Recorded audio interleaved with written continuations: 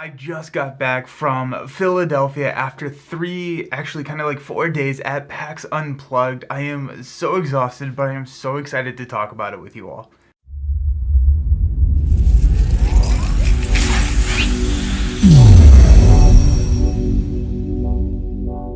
PAX Unplugged is a board game convention held every single year in Philadelphia, typically around the first or second week of December.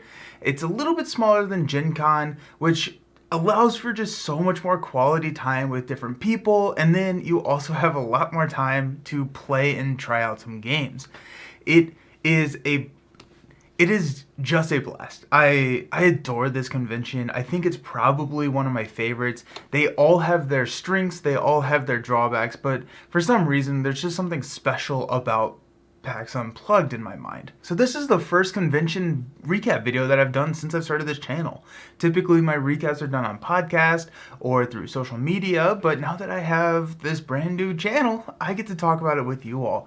And so kind of what we're gonna do is we're going to talk about some surprises that I found at the convention, some of the games that I looked. We're going to kind of focus it down, and then mainly the big meat of this video is going to be the top 3 games from PAX Unplugged. So let's just dive into it. The biggest surprise for me at this convention was Button Shy Games. So Button Shy Games is a company, is a publisher that makes these games in these like billfold type wallets where they consist of, I think every single one of them is 18 cards. I could be wrong on that, but they all fit in just your pocket, and they only cost $10. I have not seen these before. They have been around for a while. I just, for some reason, have just missed them at every single convention I've been to over the last 10 years. I loved them. I bought 3 of them. I got Scrawlopolis. So Scrawlopolis, this is a co-op game where you are building a city by playing down different cards, trying to overlap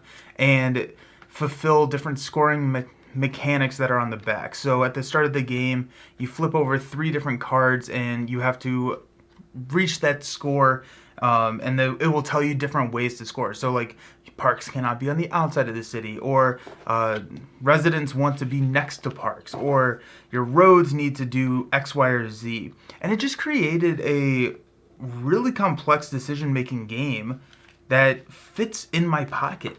And the other ones are not any different. One of the other ones that I got was Skulls of Sedlec. I think I am saying that correctly, but if not, please try and forgive me. This is also a 2-3 player game. It's a competitive game where Scrawlopolis is a cooperative game.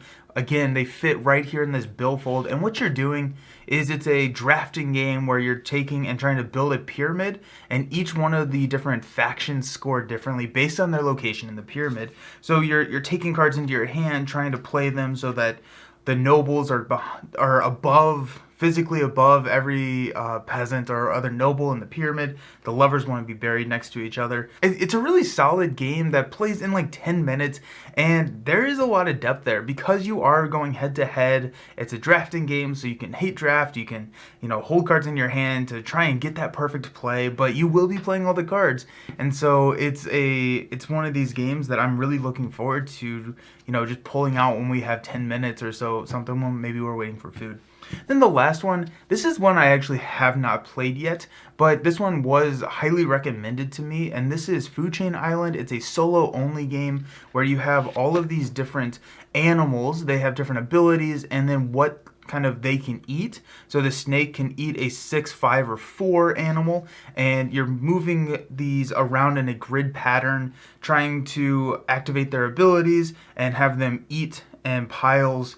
So like when you eat, it becomes a pile, and you're trying to end up with like one pile on the board. It reminds me of that game that everyone kind of plays at Cracker Barrel where you're looking to try and get one peg. That's kind of what this feels like. It's a souped up version of that. I'm really excited to get this to the table. I thought I was going to be able to do that, but I ended up running out of time. But this one also seems like it's going to take around 10 minutes. So just another really good one to throw in your pocket and get on the go. I was really surprised and really pleased with all of these. I got all three of these games for $30. They're $10 a piece. They're very good games, and it will be my go-to. I'm just going to keep them right next to my keys. And so whenever I am going, I'm probably going to grab one when we go out to like a brewery or a restaurant. It's going to be something that you can get in a very quick game right before your food gets in, and I was pleasantly surprised. They do have a pretty extensive portfolio of games. So I bought 3. I want to say they may have like 15 to 20 or so. I don't know the actual number, but these 3, well, at least Food Chain Island, I think it's going to be a very fun game. I have not played it with, but Scrollopolis and Skulls were very good. So I'm really excited to see them in the future and potentially and probably pick more games up from them. PAX allowed for so much time to play different games. I was able to go to the Camp Co-op meetup on Thursday evening. That was at a Board and Brew restaurant outside of the convention center, a couple miles away from the from where we were staying, and so got to play games there. I played Nidavellir, I played Calico, got to play just games throughout the weekend, which was really exciting. Gen Con to me felt very busy and good in a different way, right? So Gen Con was running around. I got to play games, but they were very rushed, and I never got to like sit down and actually play a game that was not necessarily a demo. And it felt like the PAX allowed and had time for that, even though it did still feel busy. And so throughout the weekend, I got to play a significant amount of games.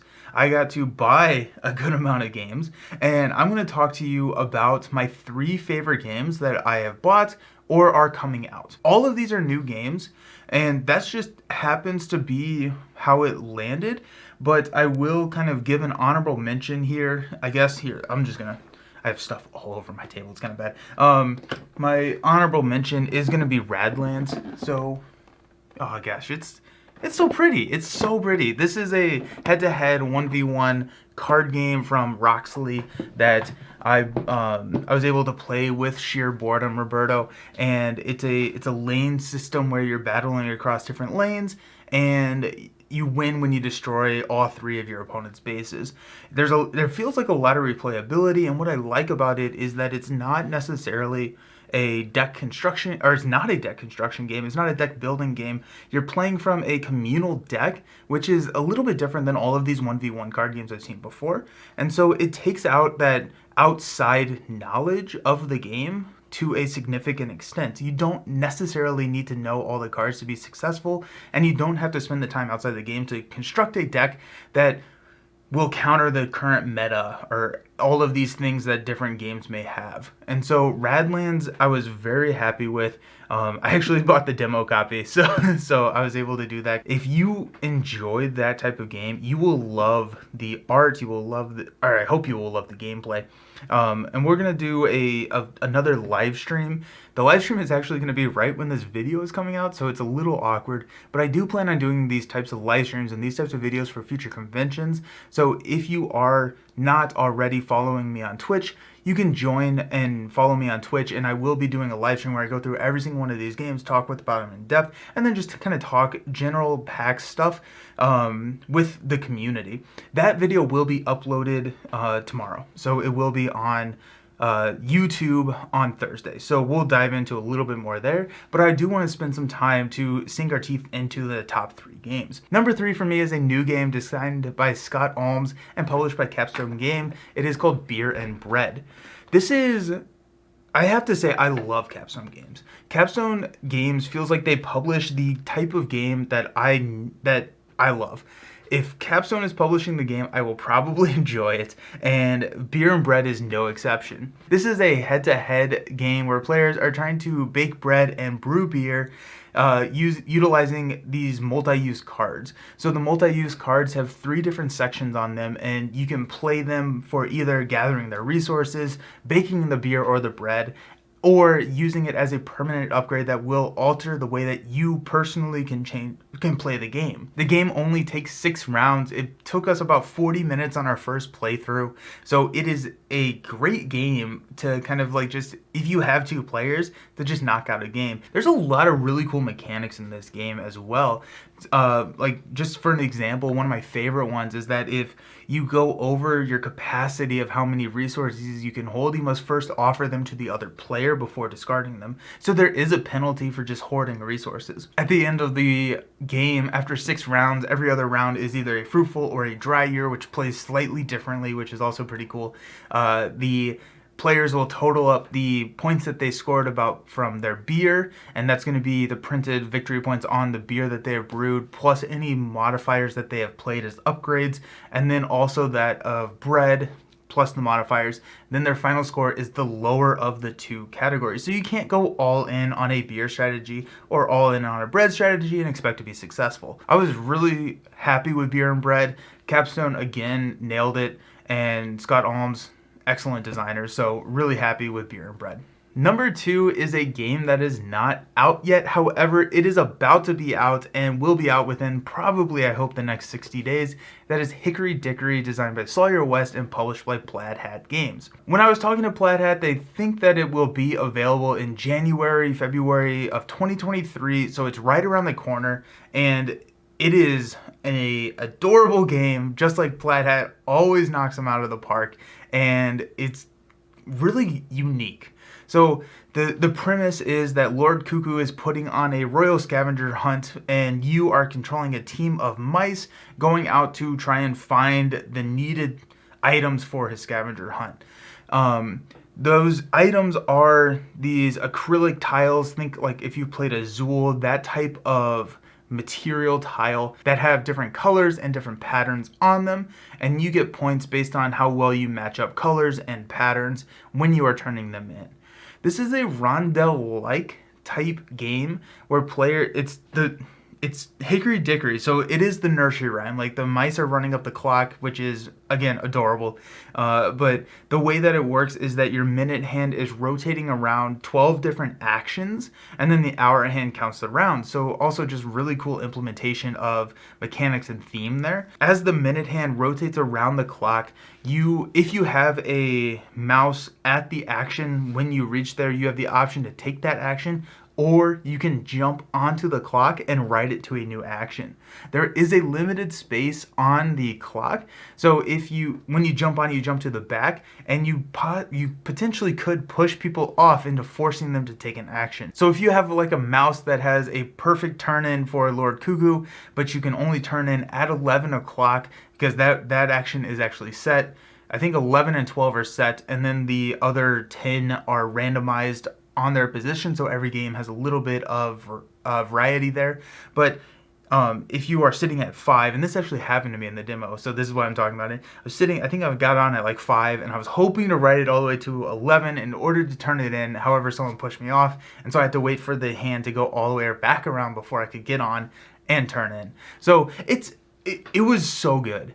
When it was explained to me, I was not sold on it. I kind of heard the mechanics. I was like, okay, like this seems good. Does not seem like something that I may like buy, but I would enjoy playing it. About a round in, I understood and realized all the complexities that this game has to offer, and I was hooked at that point. There are just so many cool decisions that you have to make. All the mice that you have different little powers. You have a personal player board, so even as you're trying to optimize the scoring for turning into Lord Cuckoo, like you get a point per tile, a point per color that matches in the largest group, and a point per pattern that matches in its largest group. So you can score that whenever you turn it in, and then if any of those tiles match perfectly color and pattern for your personal 4x4 board, you get to then place it on that board, and then that if you complete a row or column, scores you bonus points at the end of the game. So sometimes you're taking unoptimized scoring turns in order to get that pieces that's going to complete that column, giving you the extra points. And oh my gosh, I cannot wait for this game. It is so cute, so adorable, and I really wish that it was out now so that we could dive in and look at it a little bit more. But I probably will at least showcase it a little bit on the channel when I do get it, just to kind of talk about some of the mechanics, and because it's one of these games that's kind of hard. I'm going to have a little bit of B-roll in here, but it's a little bit hard to conceptualize without actually like having it explained or look at the mechanics in the board intently. This almost got the biggest surprise for me. It was already in my top 3 games, but I was blown away by the production quality and by the gameplay of this game. And this Sawyer West is a first-time designer, which typically means that it's going to struggle in gameplay, but this one does not. So I am with him coming out with this as a first game. I am so excited to see where else his design future takes him. And then that leads us to our number 1 game of PAX Unplugged 2022. And this is also a game that is not out, and unfortunately it will not be out for a while. It is Forges of Ravenshire, designed by Sam Scotton and published by BA Games. This game is looking to hit Kickstarter in, I think, late Q1 of 23 or around that time. So we are looking at probably a 2024-ish release of this game. But we were playing a prototype copy, and even without finalized rules, I am so excited for this game. It will be, honestly, I can tell you right now, this game is going to be a contender for my Game of the Year of 2024, or whatever year it does come out. In this game, you're a cute animal that's running a smithy in the town of Ravenshire, and you're attempting to make money by creating the needed armor that are like on these contract cards. The core mechanic in this game is dice placement, and the way that it works is on your turn, in the first phase of the game, you are going to take a dice from your pool. There are, I'm not going to remember the colors correctly. It's going to be green, yellow, and purple dice, I think. And you start the game with one of each color. You roll those, and then those are basically your workers. You're going to be placing those out onto action spots on the communal board to get resources or to take different actions. I'm going to pause and do a little bit of a tangent here, and I love the fact that this game does not necessarily reward a certain type of roll. It doesn't say you need to roll high, you need to roll low. Different action spots reward you more for higher rolls, for lower rolls, or for those middle of the road rolls. And that allows you to, no matter what you roll, it's not saying you rolled better, so therefore you beat me. It's you rolled this, now you have to make tactical decisions to best optimize on what you rolled. So really, excellent design. I don't know why I don't think I've really played something like that before. I'm sure there is something out there. Let me know in the comments because I would love to take a look at it. But tangent over. You place the dice, you take the resources, and then you take another dice from the communal board and take the resources that are associated with that number. So if you place out, you get 3 wood, and then you can take something and that would maybe give you 2 steel. That dice you then take and place on a portion of your player board, and depending on the color of that dice, you run an engine based on that color. So the yellow, purple, or green, you can get upgrades, and so say whenever you run green, you're going to do these 3 actions because you've upgraded it twice. I love that decision point as well, right? Because it's I need those resources, but I really want a purple dice, because if I take that green dice that's there, I don't get to run my forge that is really souped up because I've put a lot of effort into my purple, so maybe I want to take a purple dice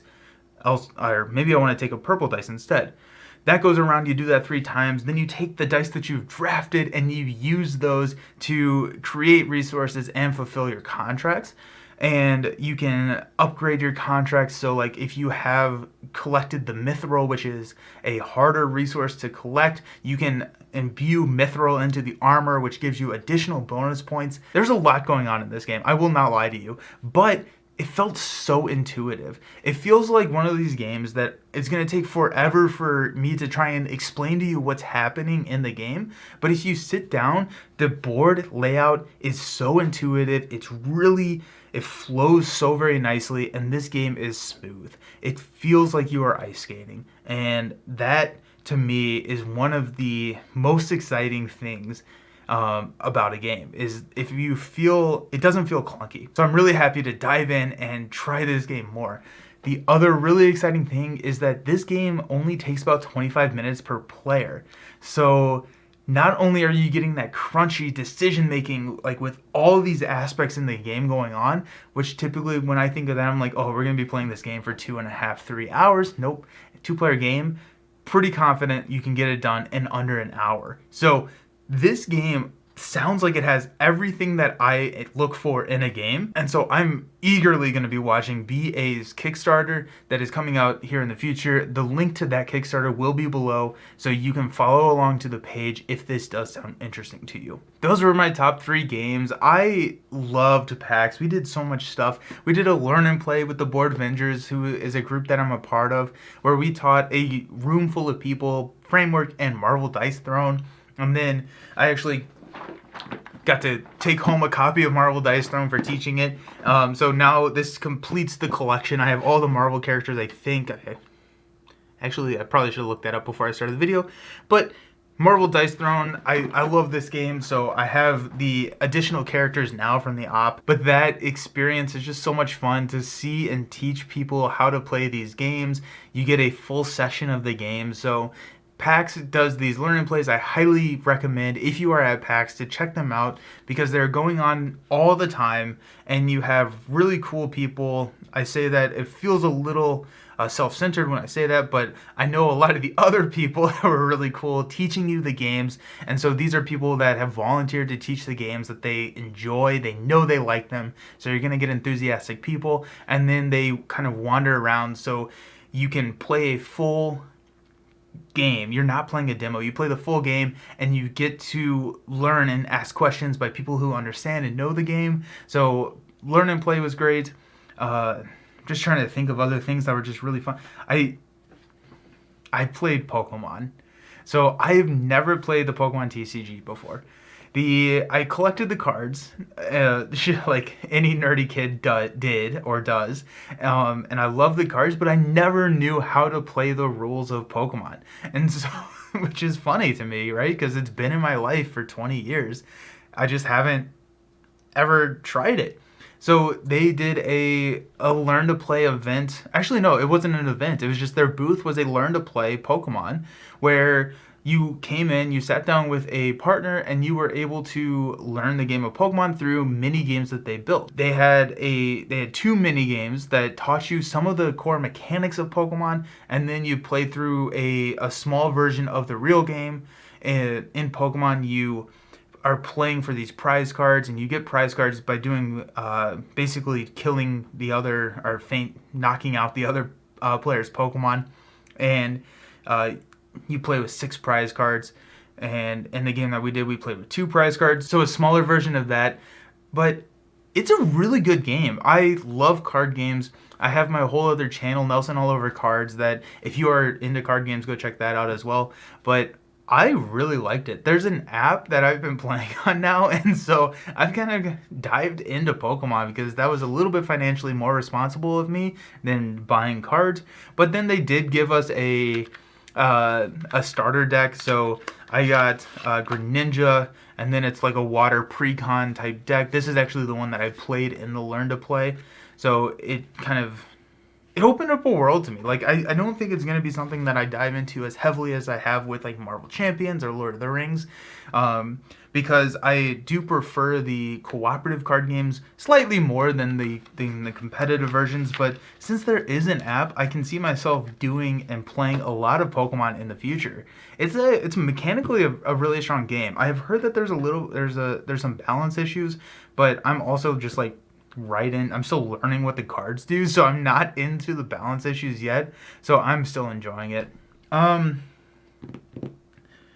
Yeah, it was a very busy weekend. It was a very fulfilling weekend, and I can't wait for PAX Unplugged 2023. I'm going to be doing a couple of more conventions in between now and then also I'm doing the live stream, so we're going to have the video uploaded here tomorrow that dives into all of the other games that I got.